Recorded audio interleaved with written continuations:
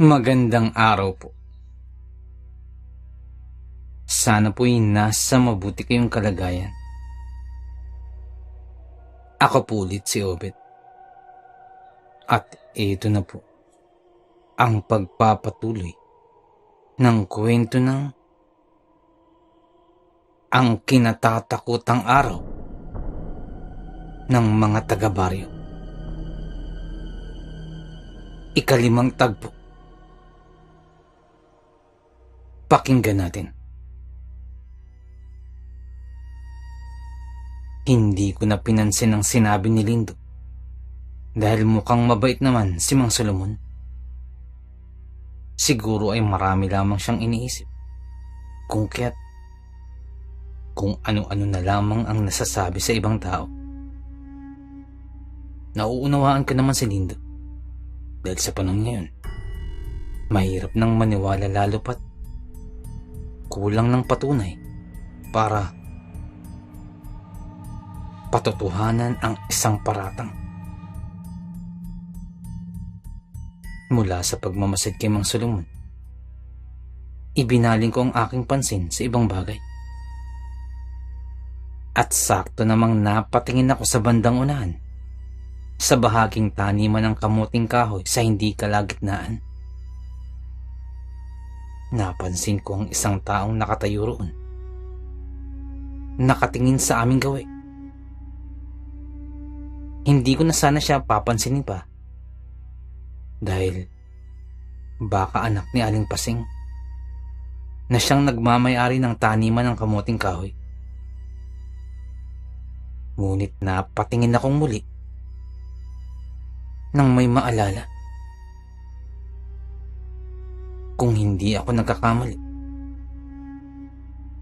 siya yung babae sa palengke. Yung babaeng basta-basta na lamang akong inutusan. Hoy! Miss! Miss! Kinawayan ko ang babae. Ngunit gano'n na lamang ang aking pagtataka nang kumari pa siya ng takbo. Wala sa sariling nasundan ko siya. Hanggang sa hindi na namamalayang nakarating na kami sa kagubatan. Masyado rin siyang mabilis at nahirapan na akong masundan siya. Ngunit hindi pa rin ako tumigil dahil may parte sa akin na gusto ko siyang makilala. Binilisan ko ang takbo. Ngunit napatigil na lamang ako sa harapan ng ilog sapagkat hindi ko na siya matanaw pa. Kahit likod man lamang niya. Nakapamiwang na lamang ako habang nakatingin sa ilog. At nang mainip, ay naglakad na akong pabalik sa bahay. May kalayuan rin ang babalikan ko. At kung alam ko lamang na hindi ko maaabutan ang kung sino mang babae na yun, hindi na sana ako humabol pa.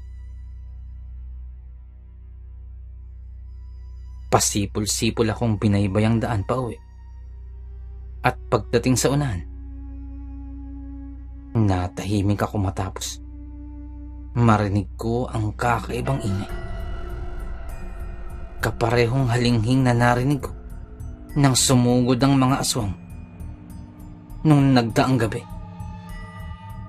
Sa pagkataranta, kumaripas ako ng takbo. Ngunit natigilan ako at nagmadaling naghanap ng matataguan sapagkat napansin kong papalapit na sa kinaroroonan ko ang ingay na aking naririnig. Pigil ang aking hininga habang nakikiramdam sa paligid hanggang sa napatayo sa gulat matapos bumagsak sa mismong harapan ko ang isang pares ng putol na kamay. Dahan-dahan ko pang pinahid ang aking pisngi sapagkat natalsikan ng mga dugo ito. At bago pa man ako makasigaw, agad kong tinakpan ang aking bibig at bumalik sa pagkakadapa. Sa bandang unahan, isang aswang ang biglang lumitaw na may tangan-tangang bata sa kanyang bibig. Walang awa nitong sinakmalang iba't ibang bahagi ng katawan ng bata na wala ng buhay pa. Napapahigpit na lamang din ako sa pagtakip sa aking magkabilang tenga upang wala akong marinig sa mga nakapangingilabot na tunog mula sa pagsipsip nito sa dugo ng bata. Nang hindi ko na makayanan ang mga nangyayari, dahan-dahan akong gumapang palayo. Ngunit sa kasamaang palad, ay napansin ng aswang. Mula sa pagiging abala sa katawan ng batang biktima, nabaling ang pansin nito sa akin. At sa pagtayo ko, siya ring paghakbang ng mga paa nito palapit. Nang walang pag-aalinlangan, napatakbo na ako. At sa bilis ng aking makakaya, sigaw ako ng sigaw habang tumatakbo. Habol naman ng habol ang aswang na gusto pang madagdagan ng kanyang mga biktima. Hindi ko rin alam kung saan ako aabot, pero sa aking napapansin, tila paikot-ikot lamang ako sa kagubatan. Umabot ako sa may tabing ilog at napahinto ron. Hindi ko na alam kung saan pupunta. At panay na lamang ang paglunok habang nilalabanan ng kaba. Papalapit na ang aswang. Hindi ko na maigalaw pa ang aking mga paa. Tila nakapako ako sa aking kinatatayuan. Walang ibang pumasok sa aking isipan kung hindi ang lumaban na lamang. Naghanap ako sa aking paligid ng kahit na anong bagay. Nang makita ko ang nakausling kahoy mula sa lupa, agad ko yung binunot. Gagamitin bilang panlaban. Nang magkaharap na kami ng aswang, wala na akong ibang naisipan pa kundi lakasan ang aking loob at magtapang-tapangan. Mahigpit ang pagkakahawak ko sa kahoy na hindi sigurado kung talagang maipaglalaban nga ako. Ang aswang naman ay hindi na makapag-antay na malapa ako. Nang lumapit ito, bigla ang kumilos ng kusa ang aking mga kamay upang salubungin ang hampas ang aswang. Subalit pareho pa kaming nagulat nang mabali lamang ang kahoy. Ang sunod kong napansin ay ang paglapat na ng aking likod sa lupa habang sinugod ako ng aswang.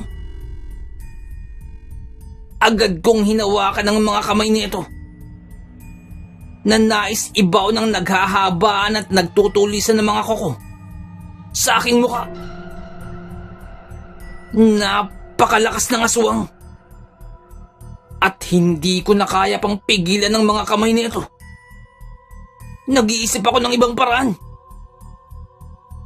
hanggang sa naiangat ko ang aking tuhod at paulit-ulit na binangga sa likuran ng aswang. Kahit papano'y napahiwalay ang nilalang sa akin. Dagrian akong tumayo at nakadampot ako ng bato at sakay binato ko.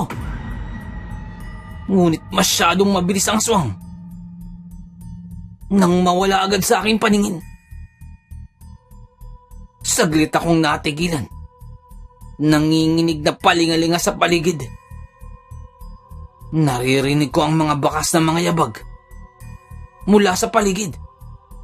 Ngunit hindi pa makita ang kung sino mang nagmamay-ari nun. Lihim pa akong napahiling na sana ay hindi yun aswang. Ngunit sadyang mapaglaro ang pagkakataon at hindi napagbigyan ng aking hiling. Dahil mula sa kung saan, bigla na lamang lumitaw ang aswang at dinambahan ako. Muli na namang napahalik sa lupa ang aking katawan at hindi na nakaligtas sa mga kalmot ng aswang.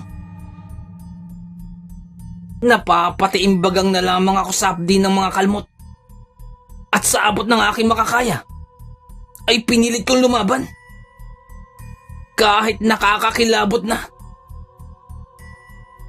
Inabot ko ang tenga ng aswang. Walang pagdadalawang isip na kinagat ko ito. Kinagat ko ito ng husto. Dinan ko pa ng dininan. Hanggang sa umangil ito dahil sa tindi ng sakit at nagpupumigas na makawala. Nang humiwalay sa akin, dumampot muli ako ng bato at walang sabi-sabing inihampas ko ang bato na yun na aking hawak-hawak. Natamaan ko ang aswang, subalit nakalayo pa rin ito. Naiwan naman akong naduduwal ng husto at kumaripas na rin ako ng takbo papuntang ilog upang maghugas ng aking bibig at kamay. Napakasama ng lasa ng katawan ng aswang. Mas nakakadiri pa sa lasa ng isang uod na hindi sinasadyang makain sa tuwing gagala sa kagubatan. Napakapait at malangsa. Sobrang katisadila ang dugo. Nasusuka pa ako ng husto at hindi na napigilan ang pagbaliktad ng aking sikmura. Dahil doon ay bahagyang nawala na ang lasa ng aswang sa aking bibig. At dahil din doon, bahagya akong nakaligtaan ng natamong sugat sa may kanang balikat. Sa tansya ko ay 3 kalmot iyon, ngunit hindi naman gaanong malalim. Ngunit nagdurugo ito. Pinisil ko ito sa tangkang mapigilan ng pagdurugo. Pagkatapos ay tumayo na upang maglakad. Ngunit ano ba't katatayo ko lamang? May aswang na naman akong nabungaran. Talaga bang hinahamon ako ng pagkakataon? Naiinis ko pang tanong sa hangin. Nagmamadali muli akong pumulot ng mga kalakihang bato at lumakad sa bahaging patag. Dahan-dahan na rin lumapit ang naglalaway na aswang at akma na itong pasugod. Inihanda ako ng batong ihahampas. Ngunit laking gulat ko nang may palasong dumaan sa mismong harapan ko at diretsong tumama. Bumaon sa lalamunan ng aswang. Napalingon ako sa pinanggalingan ng palaso at nakita ang nakatalikod na babae. Kaparehas niya ang damit ng hinahabol kong babae kanina. Susundan ko pa sana siya. Ngunit hindi ko na nagawa. Nang hilahin ng aswang ang aking binte at tumama ang aking mukha sa lupa. Doon na ako napangiwi ng husto dahil tumama sa maliit na bato ang ilong ng aking bibig. Dahil tumama sa maliit na bato ang aking ilong at bibig, pinagsisipa ko naman ng aswang na kahit hirap na ay nakuha pa akong hilahin. Muli rin akong natigilan ng sunod-sunod na putok ang pumailan lang sa kahanginan. At ang sunod kong namalayan ay ang tuluyan ng pagkamatay ng aswang.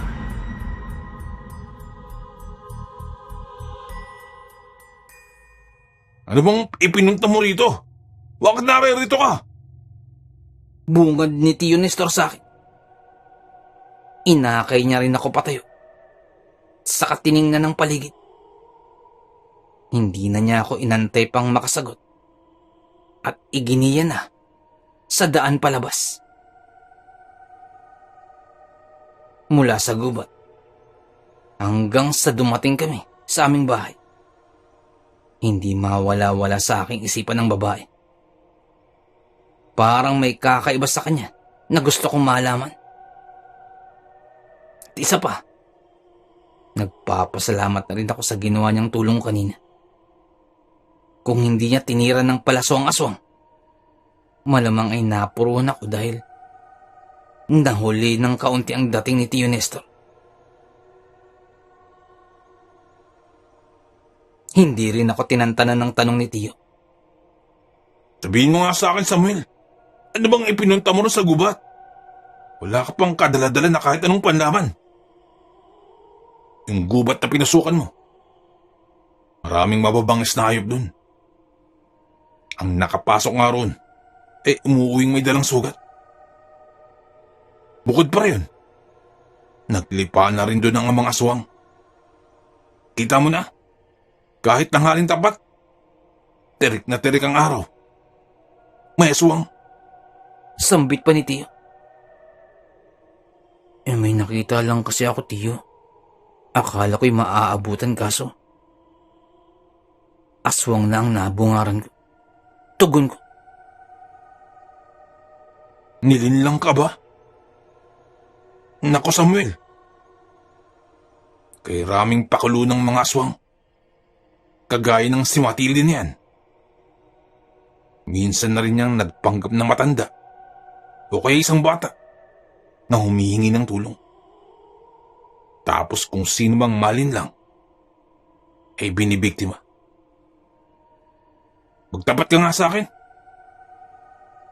Babae bang nakita mo? Tanong ni Tio. Opo. Tugon ko. Ayon! Yan na nga bang sinasabi ko. Sa susunod, huwag na huwag kang papalinlang. Sambit pa ni Tio. Tumangu-tangu na lamang ako sa sinabi ni Tio. Sapagkat may punto rin naman siya. Kahit nung nasa syudad pa ako, ay naririnig ko na ang tungkol sa mga nagpapalit anyo ng mga aswang. Yun sigurong babae na nakita ko. Malamang ay aswang din. Ngunit, bakit naman niya titirahin ng palaso ang aswang kung isa rin naman siyang aswang? Tanong ko pa sa aking isip. Napailing-iling na lamang ako sa naisip at ibinaling na ang pansin sa paghuhugas ng bibig. Naaamoy at nahihinga ko pa rin kasi ang nakasusulasok na amoy ng aswang sa aking kinagat. Pagkatapos ay nakiusap ako kay Tio. Natulungan ako sa paggamot sa aking sugat sa balikat. Madali namang nagamot ang aking sugat at naayos na rin ang benda. Pagkatapos ay lumabas na kaming pareho at pumunta sa bahay ni Mang Solis kung saan siya nakaburol. Nauuna si Tio sa pagpunta dahil bumalik ako ng bahay sapagkat nakalimutan kong isara ang pinto. Ako rin kasi ang nahuli sa paglabas. Pagpunta sa burol, nakasalubong ko sa daan si Mang Solomon. Kasama ang dalawa niyang tauhan na sa tingin ko ay nagbabantay sa kanya. Hindi na ako pumasok sa mismong bahay dahil matao. Siksikan na nga rin sa bakuran. Sa likuran lamang ako pumesto at nag-iintay na magkaroon ng bakanting upuan.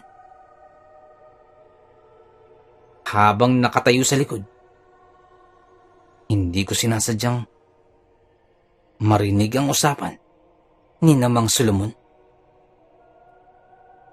Napapataas ang boses ng huli at halatang galit sa bawat pagdiin ng mga salita. Nang lingunin ko sila, nakayuko na ang dalawang tauhan. Samantalang siya naman ay todo sa pagsasalita. Parang may bagay na labis niyang ikinagagalit. Ibinalik ko ng aking pansin sa harapan dahil nag-anunsyo ang anak ng yumao na anumang oras magsisimula na ang pagdarasal. Ngunit muli akong napalingon matapos marinig ang huling sinabi ni Mang Solomon bago sila nagmamadaling umakad palayo. Dalhin niyo sa akin yung si Matilde na yan, ha? Dalhin niyo! Sambit pa ni Mang Solomon. Nasundan ko ng tingin ng tatlo hanggang sa tuluyan na itong nawala sa aking paningin. Napapaisip din ako sa mga kilos nila at sa huling sinabi ni Mang Solomon. At bago pa man may mabuong kung anong kaisipan sa aking isipan, inagsalita na si Lindo. Kita mo na, Samuel. May kinalaman talagang matandang yan sa mga nangyayari. Bigla ang sambit ni Lindo na may nakalulokong ngiti sa mga labi. Mabuting tao kong tingnan. Ngunit mas maitim pa sa gabi ang budi. Dagdag pa niya na para bang may nilalaman. Napailing-iling ako sa baywaksin ng mga bagay-bagay sa aking isipan. Kumontra rin ako sa naisip ni Lindo at pinagsabihan pa siya. Hindi ka ba naniniwala sa akin, Samuel? Kita mo naman kung paano kumilos ang matandang yan, hindi ba? Lindo, hindi pa rin sapat yan. Hindi sapat na basyan niyang naiisip at pagdududa mo. Mag-ingat ka, Kako. Dahil baka ikapahamak mo pa yan. Mariin kong sambit kay Lindo. Naputol na rin ang sanay pagtatalo namin nang lumapit si Lolo. May pinagtatalunan ba kayong dalawa? Tanong ni Lolo. Wala naman po, Lo. Agaran kong sagot at ngumiti kay Lolo. Sinamahan ko rin ng tingin si Lindo at sinenyasan sa mga mata na huwag na siyang mag-isip ng kung ano-ano. Mahirap nang magkamali dahil hindi pa tiyak ang pinagmulan ng kaganapan sa paligid. Bahala ka, Samuel. Pero para sa akin, buo na ang desisyon ko. Sambit ni Lindo nang biglang umalis si Lindo.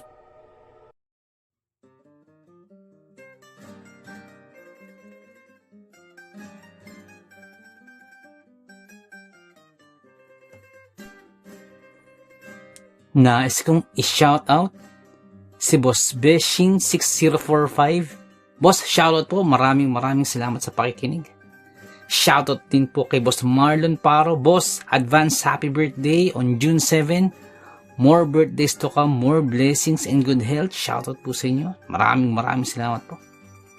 Shoutout din po sa ating tahimik na tagapakinig mula sa Darasa, Tanawan City, Batangas. Pa-shoutout din po kina Elijah Bryce, Aliyah, Briel, at Olivia Norin, Eliza Dankalan, at shoutout din po sa wife po ni Boss Benji na si Ma'am Maylin Dankalan. Shoutout po sa inyo. Ang shoutout pong ito ay mula po kay Boss Benji. Shoutout po. Shoutout din po kay Boss Edwin Villena dyan po sa may Alabang, Muntinlupa City. Shoutout po. Nais ko lamang pong magpasalamat sa lahat po ng sumusuporta sa ating channel, sa lahat po ng ating mga subscribers, sa lahat po ng ating mga listeners, mga silent listeners po, mga OFW listeners mula po sa iba't ibang panig ng mundo. Maraming salamat po sa pagsuporta po sa ating channel. At sa mga nagpadala po ng kwento, maraming salamat po. Ganun din po sa mga writers po natin na tumutulong sa ating channel. Maraming salamat po. At kung hindi po kalabisan, baka pwede pong please don't skip ads po. Napakalaking bagay po sa atin. Napakalaking tulong po sa ating channel. At paki-like na rin po ang ating mga videos para po dagdag po sa algorithm po sa ating channel para lalo po nating mapalaganap ang ating channel. Maraming salamat. Kumari din po, pwede pong paki-share po. Maraming salamat po. Shoutout din po kay Boss Deding Meral. Shoutout po sa inyo. Shoutout din po sa mga taga-barangay Banban, Pekino, Kalinog, Iloilo. Shoutout din po kay Jepoy, kay Jessa, at kay Fritz. Ang shoutout po ito ay mula po kay Ma'am Annabel Apruebo. Shoutout po sa inyo. Shoutout din po kay Boss Bulag na Anghel. Boss, shoutout po. Maraming salamat po. Nais ko lamang pong i-shoutout ang mga taga Vista Grande, Barangay Santa Cruz, Antipolo City, at sa Marcos family. Shoutout po from Boss Fernando Marcos. Shoutout po sa inyo. Maraming salamat po. Shoutout din po kay Boss Jason Moslares. Shoutout po sa iyo, boss. Nais ko lamang pong i-shoutout si Ma'am Dalisay Concepcion. Shoutout po sa inyo, ma'am. Nais ko lamang pong i-shoutout si Boss Jimmy Kua. Shoutout po sa inyo. Maraming salamat po sa pakikinig. At shoutout din po sa may Samahang Maralita, sa mga tagapakinig po dyan. Maraming salamat po. Nais ko lamang pong i-shoutout ang My Kokoro team. Shoutout po sa inyo. Shoutout po kay Boss Jeric, kay Boss Lawrence, kay Boss JV, kay Boss Javier, kay Ma'am Angie. Shoutout po sa inyo. Salamat po sa pagtulong. Maraming salamat po. Shoutout din po kay Kuya Gio ng Muntinlupa. Shoutout po. Shoutout din po kay Boss Jesse Manresa at sa misis po ni Boss Jesse. Shoutout po sa inyo. Maraming salamat po sa pakikinig. Nais ko lamang pong i-shoutout si Boss Malvin Esguera at si Boss Ronaldo Esguera. Shoutout po sa inyo. Shoutout din po sa Manhattan Hamburger and Restaurant, dyan po sa may Bucandalia, Imus, Cavite. Shoutout po sa inyo. Maraming salamat po sa pakikinig. Nais ko lamang pong i-shoutout sa mga taga Muntinlupa po dyan, kay Boss Rolly, kay Boss Alan, kay Boss Ramil, kay SG Pampelo, Gomez, Reyes, at sa Cuerdo family from Albay. Shoutout po sa inyo dyan. Maraming salamat po. Happy listening to Villanes family, especially kay Lisa, Eric, Vani, Eddie, at kay Tandang Elena Villanes ng Bacolod from Boss Evans. Shoutout din po kay Boss Beshin 6045. Shoutout po sa inyo. Maraming salamat po sa pakikinig. Shoutout din po kay Marlon Perez, Kitito Boy. Salamat po sa pakikinig. Shoutout po sa inyo dyan. Nais ko lamang pong i-shoutout si Boss Ruel Verano dyan po sa may Cebu. Shoutout po sa inyo, boss. Shoutout din po kay Lola Cording ng Suha, San Teodoro, Oriental Mindoro. Shoutout po sa inyo dyan. Ang shoutout pong ito ay mula po kay Boss Andy Galoso. Shoutout po. Shoutout din po sa tropang One Battle. Mula po kay Boss Ryan Valenzuela. Shoutout po sa inyo. Kay Boss Biloy Sevilla. Kay Boss Raul Manderegma. Kay Boss Rundi Espiritu, Boss Oliver Sotel, Boss Nonoy Panesan, Boss June Lloyd de Los Angeles, Boss Stephen Sevilla, Boss CJ Kalikot, kay Boss Reynante Escuña, kay Boss Sam Tayas, kay Boss Doc Cesar Eusebio. Shoutout po sa inyo dyan po sa may Blooming Treat, Dimasalang. Maraming salamat po sa pakikinig. Kay Boss Ryan Valenzuela, shoutout po sa iyo, boss. Nais ko lamang pong i-shoutout si Boss Sol Luna. Boss, shoutout po. Maraming salamat po sa pag-share po sa ating kwento. Salamat po, boss. At shoutout din po kay Boss Dipred. Boss, maraming salamat po. At kung may time po kayo, bisita lang po sa channel po ni Boss Dipred. Dipred Mystery Files. Magaganda po ang kwento ni Boss Dipred. May time po kayo, bisita lang po sa channel po niya. Shoutout po sa inyo. Shoutout din po kay Ma'am Elizabeth Arnaiz. Shoutout po sa inyo, ma'am. Nais ko lamang pong i-shoutout si Boss Marlon Paro. Boss, shoutout po. Shoutout din po kay Boss Malvin Esguera. Boss, shoutout po sa inyo. Nais ko lamang pong i-shoutout si Boss Bulag na Anghel. Boss, shoutout po sa iyo. Salamat po sa pakikinig. Shoutout din po kay Boss Benji Cayetano. Boss, shoutout po. Shoutout din po kay Ma'am Annie Viloria. Shoutout po sa inyo. Kay Ma'am Annabel Apruebo. Shoutout po. Kay Boss Baby Langka. Shoutout po sa inyo. Shoutout din po kay Ariando Tamor. Kay Boss Christian Ed. At kay Boss Ferdinand Tamor. Diyan po sa May Las Piñas. Shoutout po sa inyo. Ang shoutout po ito ay mula po kay Boss Chris. Shoutout po. Shoutout din po sa Marcos family dyan po sa May Antipolo. Shoutout po sa inyo. Ang shoutout po ito ay mula po kay Boss Fernando. Shoutout po sa inyo. Shoutout din po kay Ma'am Annie Viloria. At kay Boss Baby Langka. Shoutout po sa inyo. At kay Ma'am Annabel Apruebo. Shoutout po sa inyo dyan. Shoutout din po sa King Solomon Game Farm dyan po sa May Tawid, Maasin City, Southern Leyte. Shoutout po sa inyo. Shoutout din po kay Ma'am Rosie de Mesa. Ma'am, shoutout po. Shoutout din po kay Boss Real Mix Vlogs. May time po kayo, bisita na po ang channel po ni Boss Real Mix Vlogs. Shoutout po sa iyo, boss. Shoutout din po kay Ma'am Julie Ruel, kay Ma'am Raquel Punsalang, Ma'am Melania Ruel. Shoutout po sa inyo. Sa family niyo po, shoutout po. Boss Loreto Ihaan Jr., shoutout po. Sir Ron Pilapi, dyan po sa Kentucky, shoutout sa iyo. Boss Liay Estoque, shoutout. Boss Edison Velasco, shoutout. Boss Rodney TV, may time po kayo, bisita na po channel po ni Boss Rodney TV. Vlogs niya po sa mountain bike. Shoutout din po kay Boss Red Rosal. Nag-livestream po si Boss Red every Wednesdays, Fridays, and Sundays. May time po kayo, bisita na po sa channel niya. Boss Lady B, 73 dyan po sa Texas, shoutout po. Boss Ed Uy, shoutout po. Boss Dimpos Yumi, boss, shoutout sa iyo, boss. Ma'am Liza Arcega, shoutout po. Ma'am Ivy Standian, shoutout po.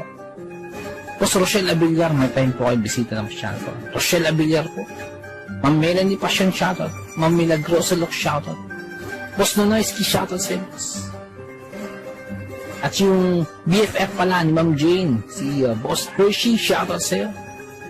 Boss Miles, shoutout po. Boss Lord Olivar, shoutout po. Boss Rexy Ann, shoutout po. Boss Jesse Joshua Castillo, shoutout po. Ma'am Maya Flores, shoutout po. Boss Queenie, shoutout po. Boss Alberto Liano, shoutout po. Ma'am Michelle Cedron, shoutout po. Ma'am Susan De Los Santos, shoutout po. Boss Ron and Ma'am Lenny Fish, shoutout po sa inyo. Sir Reynaldo Silong, shoutout po. Ma'am Charlene Gumansing, shoutout po. Boss Psychic Scorpio, shoutout po. Ma'am Marianita FL, shoutout po. Boss James Channel, may time po kayo, bisita na po channel po ni Boss James. Ma'am Maribel Salcedo, shoutout po. Boss Vinci Mayo, boss, shoutout po. Boss Leonardo Manalo, shoutout po. Boss Yumi Cotton TV, shoutout sa iyo, boss. May type po kayo, bisita lang sa channel. Yumi Cotton TV. Boss Yoreski Escalona, shoutout sa iyo, boss. Boss Jopay Bertuto, boss, shoutout sa iyo. Ate Peng, shoutout po. Ma'am Elaine Almera, shoutout po. Boss Supremo Proxky, dyan po sa Cavite, shoutout sa iyo, boss. Ang Bless na Baka, shoutout po. Ma'am Christian, dyan po sa Hamburg, shoutout po. Kaya, Sir Alex of Southern Mindanao Creep Experience, shoutout sa iyo, sir. Boss Jimmy Pandong, shoutout po. Kay Tata Estong Nestor Bauyon, dyan po sa London, shoutout po. Ma'am Mary Asilar, shoutout po, dyan dito sa UK. Boss Edward Malilin, boss, shoutout po. Boss Raymond Glover, shoutout sa iyo, boss. Ma'am Miraiza Miguel, shoutout po. Shoutout po kay Boss Ricky Gonzalez, kay Boss Bobby, kay Ma'am Milagros Gonzalez, kay Sir Romeo, shoutout po sa inyo. Boss Sai 1986 Vlog, may time po kayo bisita ng channel, Sai 1986 Vlog. Boss Young's Life, shoutout. Boss Russell Ferreira, shoutout. Boss Mslack, shoutout. Miss Jabel, shoutout po. Boss Choji D, shoutout. Ma'am Liza Arcega, shoutout po. Ma'am Selena Rawato, shoutout po. Boss Francis Maula, shoutout po. Boss Stacy Vlog, dyan po sa Spain, shoutout po. Boss Mary Tales, may time po kayo bisita ng channel po ng Boss Mary Tales. Ma'am Mirna Boho, shoutout po. Boss Kamandag Pigeon TV, mahilig po kayo sa Alapati, bisita po sa channel po ni Boss Kamandag Pigeon TV. Ganun po kay Boss Titan Love TV. Boss DJ and George, mahilig po kayo sa bedtime stories, bisita lang sa channel po nila. Boss Horseshoe TV, mga vlogs po nila sa Japan, bisita lang sa channel. Boss J Palo, shoutout. Boss Pedro Tampo, shoutout po. Ma'am Maria Lizel Barro, shoutout. Ma'am Aubrey Delgado, shoutout sa iyo, ma'am. Sa family po, sa husband niyo po. Boss Camilo Aroy, boss, shoutout sa iyo dyan. Sa mga taga Southern Leyte. Kay Boss Jesse, ang Manuel at Horror Stories, may time po, bisita lang sa channel niyo. Boss Nico, shoutout sa iyo, boss. Boss Ron Misa, shoutout po. Ma'am Erika Tihano, shoutout po. Boss Angie Tatifuco, shoutout po. Ma'am Ana Sato, shoutout po. Ma'am Eli Cono, shoutout po. Boss Freya Swol, shoutout sa iyo, boss. Boss Resi Madrid, shoutout po. Lutong Bahay ni Ming, shoutout po. Boss Wency 666, shoutout po. Boss John Reyna Zacati, boss, shoutout po. Kay Ma'am Lea Velasquez, shoutout po. Kay Ma'am Shirley Carillo, shoutout po. Sa mga hindi po nabanggit, pasensya po, bawi po ako next time. Kung naibigan po ninyo ang ating kwento, pakihit lang po ang like button, pati din po subscribe. Pakiclick na rin po ang notification bell para updated po tayo sa ating mga kwento. Kung may nais po kayong sabihin, pakiiwan lang po sa ating comment section. Maraming salamat.